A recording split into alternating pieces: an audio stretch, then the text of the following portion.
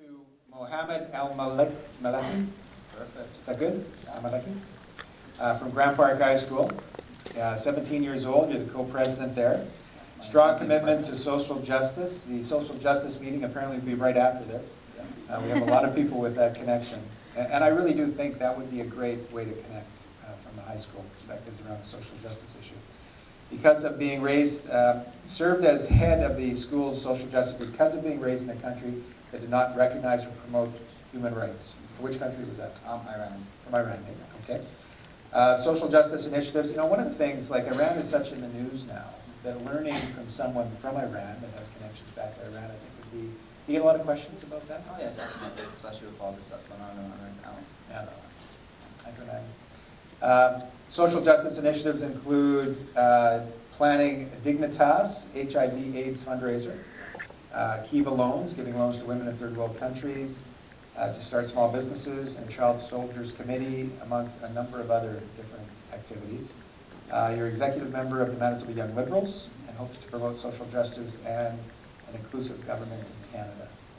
Mohammad, what's your bold idea for Manitoba? Right, before I get into my bold idea, I want to thank Dave and you, Dave, and the Chamber of Commerce for hosting this bold conference and giving young Manitobans a voice in this province and listening to our concerns, our hopes, and our ideas. Just take a quick second to applaud them for that. And I also want to agree with Jeremy, this does feel like a talk show. Probably not really The View, more like Dr. Phil. Dave definitely has a look going right now. no offense. That is not a compliment, by the way. My apologies. Well, as I mentioned, I did immigrate to this country from Iran in 2001. And coming here as a child and as an immigrant and witnessing the challenges that my family faced as immigrants in this country really gave me a fresh perspective on the challenges that immigrants continue to face in this country today. And immigration policy has definitely been a hot topic for this conference today. So that's what I'm going to be talking about today. Now, what I've realized is the problem with the immigration system in Canada today is we are taking 280,000 plus immigrants every single year without taking into account that we need to provide these immigrants with the resources and the opportunities they require in order to succeed and become fully independent citizens in this country. We have sold ourselves under this notion that accepting immigrants into Canada is enough, that all we need to do is get them here, and the rest is up to them and God. Now, unfortunately, that is not the case. But before I really do want to, Canada's continued commitment to accepting immigrants in this country does truly need to be applauded. I do really want to take a second and applaud Canada's generosity for accepting immigrants into this country. If it wasn't for Canada's generosity, a lot of us in this room would not be here today. So definitely do want to applaud Canada's commitment. But now, recognizing the problems, we have to move forward and find alternatives to it.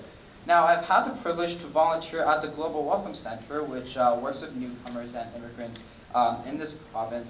And really the most depressing part about my job is sitting down with these educated professionals that come from all over the world who have all the qualification and experience to work in their respective fields in Canada, but are unfortunately turned down from employment because, unfortunately, a medical degree from, let's say, India or Korea or Iraq, for that matter, is pretty much useless in Canada. And I have to sit down with these educated professionals and help them fill out a resume for a fast food job that most teenagers in this room here today take for granted.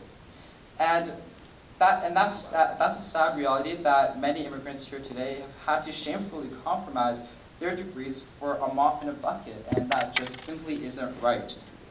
Now, most people here, and we've heard a little bit about that today, but a lot of people simply argue that, hey, sure, we don't recognize their degrees in Canada, but that doesn't mean that they can't go back to university and renew their degrees and become successful in Canada. Now, that's a fair argument, but to counter that, I just want to share with you an experience that I had yesterday interviewing an ELA teacher at our school that Andrea mentioned earlier today. And she's an ELA teacher at Grant Park and is an immigrant, so she did go through the process of renewing her education. And she simply put it to me quite frankly. She said that, let me get it here, when it comes to continuing your education, immigrants have two options. Either go through the humiliating experience of going back to high school and then back to university, get the same degree that you had back home, or which takes a lot of time, resources, and money that most immigrants simply can't afford, or get a job and feed your family. And most immigrants are forced to choose the latter in that case, and go out there, find a job, and shamefully compromise.